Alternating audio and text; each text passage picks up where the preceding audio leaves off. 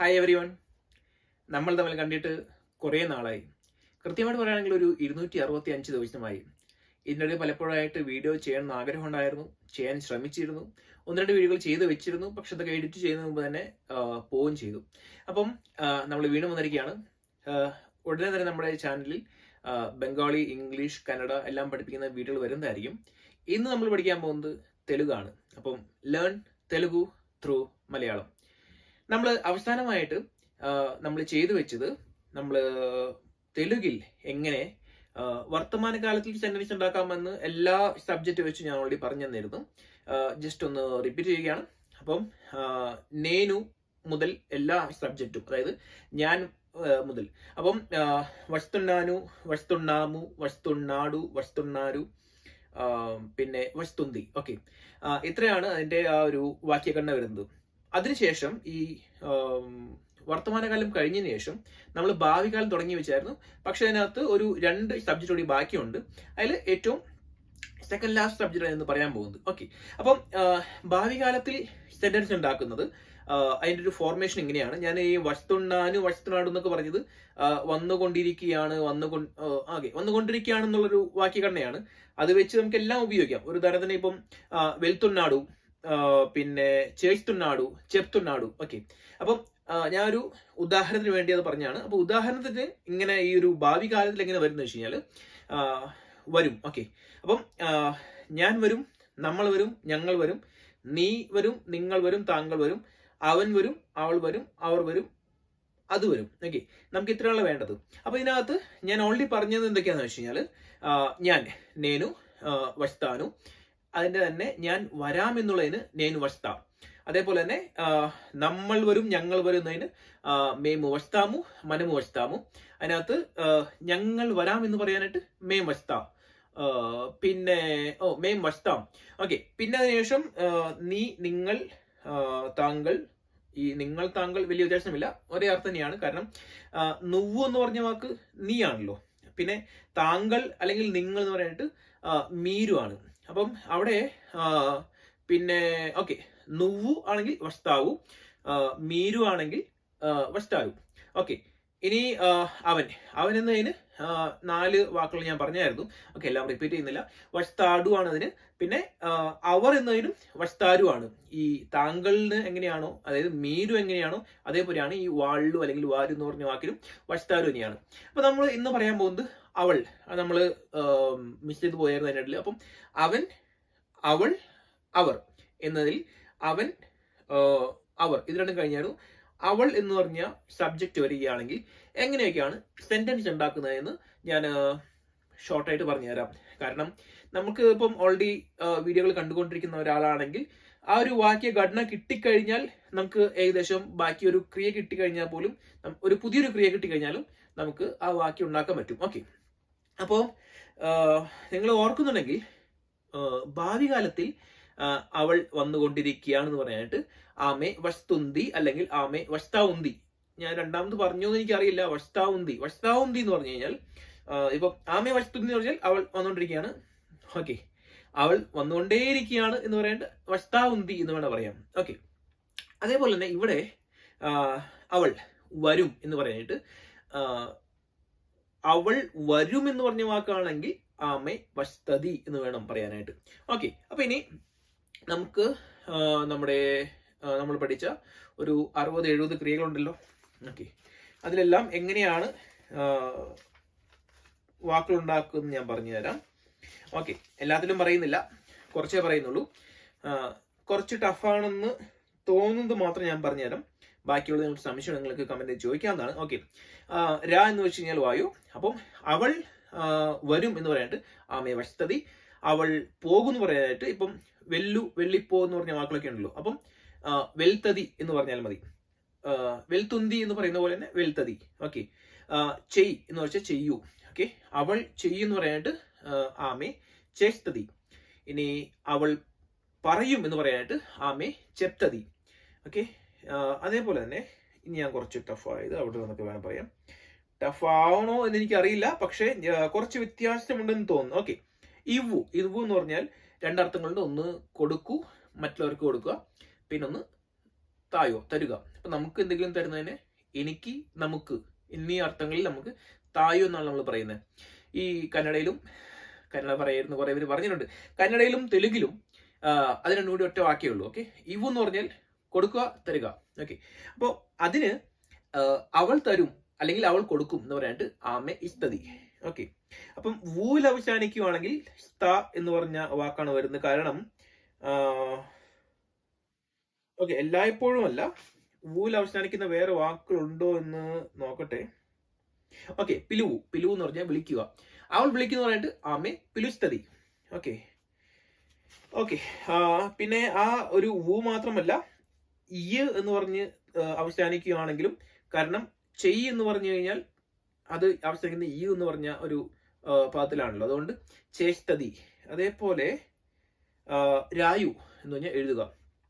ആമെ രാഷ്തതി എന്ന് പറഞ്ഞാൽ അവൾ എഴുതും. സഹായം ചെയ്, പണി ചെയ് എന്നൊക്കെ പറഞ്ഞ, ഭോജനം ചെയ് എന്നൊക്കെ പറഞ്ഞ വാക്കുകളിൽ അവസാനിക്കുന്ന ഇ എന്നത് ആവും. അതായത് സഹായം ചേസ്തതി എന്ന് വെച്ച് കഴിഞ്ഞാൽ അവൾ സഹായം ചെയ്യും, അവൾ സഹായിക്കും. ഞാൻ മുൻപ് പറഞ്ഞിട്ടുണ്ട്, എപ്പോഴും സബ്ജക്റ്റ് പറയണമെന്നില്ല. ഇപ്പോ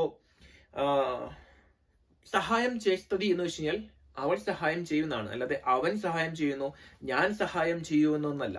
അപ്പൊ ആമ എന്ന് പറഞ്ഞ വാക്ക് ഉപയോഗിക്കേണ്ട ആവശ്യം വരുന്നില്ല. പിന്നെ മലയാളത്തിൽ ഇപ്പം സഹായിക്കും എന്ന് ചുമ്മാ പറയുകയാണെങ്കിൽ നമ്മൾ വീണ്ടും ചിലപ്പോൾ ചോദിക്കാൻ സാധ്യതയുണ്ട്, ആരാണ് സഹായിക്കാൻ പോകുന്നത്? ഞാനാണോ, നീയാണോ, അവനാണോ, അവളാണോ, അവരാണോ? പക്ഷെ ഇവിടെ ഈ തെലുങ്കിൽ ഇപ്പം സബ്ജക്റ്റ് പറയാതെ തന്നെ ഈ വെർബ് മാത്രം പറയുകയാണെങ്കിൽ ആമെ സഹായം ചേസ്തതി എന്ന് വെച്ച് കഴിഞ്ഞാൽ നമ്മൾ വീണ്ടും എടുത്ത് ചോദിക്കേണ്ട ആവശ്യമില്ല, ആരാണ് സഹായം ചെയ്യാൻ പോകുന്നത്. ചേസ്തതി എന്ന് പറഞ്ഞ വാക്ക് ആമ എന്ന് പറഞ്ഞ വാക്കിന് മാത്രം ഉപയോഗിക്കുന്നതാണ്. അല്ലെങ്കിൽ സഹായം ചേസ്താടു എന്ന് വെച്ച് കഴിഞ്ഞാൽ അവൻ സഹായിക്കും. അവൻ എന്ന് പറഞ്ഞ് നമ്മൾ പറയുന്നില്ല, അതടു എന്ന് പറഞ്ഞ വാക്ക് ഉപയോഗിക്കുന്നില്ല, പക്ഷെ അവൻ എന്നാണ് അതിന്റെ അർത്ഥം. പിന്നെ ഓക്കെ, വെച്ചിട്ട് ഓക്കെ, തീ എന്ന് പറഞ്ഞാൽ തുറക്കുക. അപ്പം തീസ്തതി എന്ന് വെച്ചാൽ അവൾ തുറക്കും. ഓക്കെ, പിന്നെ മാట్లాടു, ആട്ലാടു, പടുക്കോ, ലേയ്, ഇതിലൊന്നും ബുദ്ധിമുട്ടുണ്ടോ എനിക്ക് തോന്നുന്നു. ഓക്കെ, ലേയ് എന്ന് പറഞ്ഞ വാക്ക് അവസാനിക്കുന്ന എന്ന് പറഞ്ഞൊരു ഇതിലാണ്. അപ്പം ലേസ്തതി എന്ന് വെച്ചാൽ അവൾ എഴുന്നേൽക്കും. വണ്ട ചെയ്, ഓക്കെ, ഇതെല്ലാം ചെയ്യാണല്ലോ അല്ലേ, അപ്പം അതിൽ ബുദ്ധിമുട്ടാവാൻ സാധ്യതയില്ല. അവൾ പാചകം ചെയ്യുന്ന പറയാനായിട്ട് ആമെ വണ്ട ചേസ്തതി. പിന്നെ പാറിപ്പോ എന്ന് വെച്ചാൽ ഓടിപ്പോ, അവൾ ഓടിപ്പോകും എന്ന് പറയാനായിട്ട് ആമെ പാറിപ്പോത്തതി. അപ്പം ഞാൻ നേരത്തെ പോകും എന്ന് പറയുന്ന നേരത്ത് വെൽത്തതി എന്ന് മാത്രം പറഞ്ഞുള്ളൂ, പക്ഷെ പോത്തതി എന്നും വേണേൽ പറയാം. ഓക്കെ, എന്തുകൊണ്ട് ഞാൻ ഈ അധികം പോ എന്ന് പറഞ്ഞ വാക്ക് അധികം എൻകറേജ് ചെയ്യുന്നില്ല, അതായത് അധികം സ്ട്രെസ് ചെയ്ത് പറയുന്നതെന്ന് വെച്ച് കഴിഞ്ഞാൽ, പോ എന്ന് വെച്ച് കഴിഞ്ഞാൽ ഇപ്പോ വെല്ലു, പോ, വെള്ളിപ്പോ, ഇത് മൂന്നും പോകൂ എന്ന് പറഞ്ഞ വാക്കിന് വേണ്ടി ഉപയോഗിക്കുന്ന തെലുഗു പദങ്ങളാണ്, ഞാൻ മുമ്പ് പറഞ്ഞിട്ടുണ്ട്. പക്ഷേ ഇതിനകത്ത് ഈ വെല്ലു, വെള്ളിപ്പോ എന്നൊക്കെ പറയുമ്പോൾ ഓക്കെ, വെല്ലു ആണ് ശരിക്കും പ്രോപ്പറായിട്ട് ഉപയോഗിക്കുന്നത്. വെല്ലു എന്ന് പറഞ്ഞാൽ പോ. ഓക്കെ, വെള്ളിപ്പോ എന്ന് പറഞ്ഞാൽ ഒരുവിധം ഏകദേശം ഇറങ്ങിപ്പോകൂ എന്ന് പറയുന്ന പോലെയാണ്. പിന്നെ ഈ പോ എന്ന് പറയുന്ന വാക്ക് നമുക്ക് ഉപയോഗിക്കാം നോർമലായിട്ട്, അത് ഈ അധികം ബഹുമാനമില്ലാതെ പറയുന്ന നേരത്തോ. പിന്നെ ഇതിന് വേറൊരു അർത്ഥം കൂടിയുണ്ട്.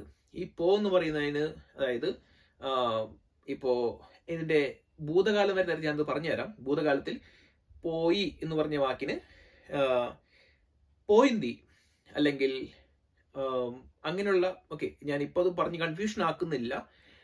അതിന് മരിക്കുക എന്നൊരു അർത്ഥം കൂടിയുണ്ട്. അപ്പം മരിച്ചു എന്ന് പറയുന്ന നേരത്ത് നമ്മൾ ഈ പോ എന്ന് വെച്ച് കഴിഞ്ഞാൽ പോ എന്ന് പറഞ്ഞ വാക്കിന്റെ ഭൂതകാലം ഉപയോഗിക്കാറുണ്ട്. അതുകൊണ്ടാണ് ഞാൻ ഈ പോത്തതി എന്ന് വെച്ച് കഴിഞ്ഞാൽ ഓക്കെ, പോത്താവും എന്ന് വെച്ച് കഴിഞ്ഞാൽ നീ പോകുമെന്നാണ്.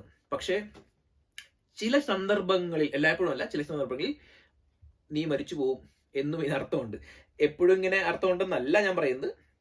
അപ്പം പോത്താവു, വെളുത്താവു, വെളിപ്പോത്താവു എല്ലാത്തിനും നീ പോകുമെന്നാണ് പൊതുവെയുള്ള അർത്ഥം. പക്ഷെ നമ്മൾ മലയാളത്തിൽ പോലും അയാൾ പോയി എന്ന് നമ്മൾ പറയാറില്ലേ, മരിക്കുന്ന നേരത്ത്, മരിച്ചു എന്ന് പറഞ്ഞ അർത്ഥത്തിൽ, അതാണ്. ഓക്കെ, അപ്പം പോത്തതി എന്ന് പറയാം, വെളുത്തതി എന്ന് പറയാം, വെളിപ്പോത്തതി എന്ന് പറയാം. പിന്നെ തീസ്കോപ്പോ, തീസ്കോര, ഓക്കെ, പിന്നെല്ലാം ബുദ്ധിമുട്ടില്ലാത്താണ്. ഓക്കെ, നേർപ്പിഞ്ചു എന്ന് വെച്ച് കഴിഞ്ഞാൽ പഠിപ്പിക്കൂ. ഓക്കെ, നേർപ്പിഞ്ചു, പമ്പിഞ്ചു, ചേപ്പിഞ്ചു, ഇതെല്ലാം അവസാനിക്കുന്നത് ചു എന്ന് പറഞ്ഞ വാക്കിലാണ്. അപ്പൊ ഞാൻ മുൻപ് പറഞ്ഞു തന്നായിരുന്നു ഈ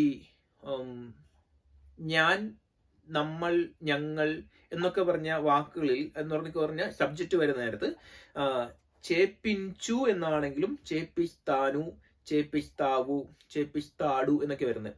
അതുപോലെ നേർപ്പിഞ്ചു എന്നതിന് നേർപ്പിസ്താവു, നേർപ്പിസ്താടു. അപ്പം അതേപോലെ തന്നെ ഇവിടെ അവൾ ചെയ്യിക്കും എന്ന് പറയാനായിട്ട് ആമേ ചേപ്പിസ്തതി എന്ന് വേണം വരാൻ. അതുപോലെ തന്നെ അവൾ നേർപ്പിഞ്ചു എന്ന് പറഞ്ഞ വാക്കിനൊപ്പം അവൾ പഠിപ്പിക്കും എന്ന് പറയാനായിട്ട് ആമേ നേർപ്പിസ്തതി. അവൾ അയക്കും എന്ന് പറയാനായിട്ട് ആമേ പമ്പിസ്തതി. ഓക്കെ. അപ്പം അത്രയാണ് പ്രധാനപ്പെട്ട കുറച്ച് വാക്കുകൾ, കുറച്ച് ക്രിയകൾ. ഓക്കെ. ജറുഗു. ജరుగుത്തുന്നാനു, ജరుగుത്തുന്നാടു, അല്ലെങ്കിൽ ജరుగుത്താനു, ജరుగుത്താടു എന്നതുപോലെ എന്തായിരിക്കും അവൾ വഴി മാറിത്തരും, അവൾ നീങ്ങിത്തരും, അവൾ നീങ്ങും എന്നതിന് എന്തായിരിക്കും വാക്ക് എന്ന് നിങ്ങൾക്കറിയാമെങ്കിൽ കമന്റ് ചെയ്യുക. ഓക്കെ. അപ്പൊ അത്രയും പറയുന്നുള്ളൂ. എന്തെങ്കിലും സംശയം ഉണ്ടെങ്കിൽ കമന്റ് ചെയ്ത് ചോദിക്കാവുന്നതാണ്. ഇനി നമുക്ക് ഒരൊറ്റ സബ്ജക്റ്റും കൂടിയേ പറയാനുള്ളൂ.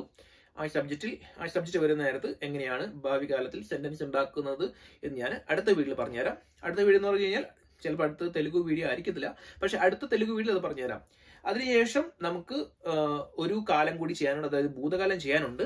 പിന്നെ എങ്ങനെയാണ് പ്രോപ്പറായിട്ട് ഓരോ സിറ്റുവേഷനും ഓരോ കോണ്ടെക്സ്റ്റിനും അനുസരിച്ച് സെന്റൻസ് ഉണ്ടാക്കും ഞാൻ പറഞ്ഞുതരാം. പിന്നെ അതിനിടയ്ക്ക് അവിടെ ഇവിടെയൊക്കെ ആയിട്ട് മുൻപ് ഞാൻ പറഞ്ഞ പോലെ ഉണ്ട്, ഇല്ല, ആണ്, ആണോ, അങ്ങനെയാണോ, ഓഹോ, അങ്ങനെയാണോ എന്നൊക്കെയുള്ള വാക്കുകൾ അതിൻ്റെ ഇടയിൽ ഫില്ലറായിട്ട് ഞാൻ പറഞ്ഞുതരാം. ഓക്കെ.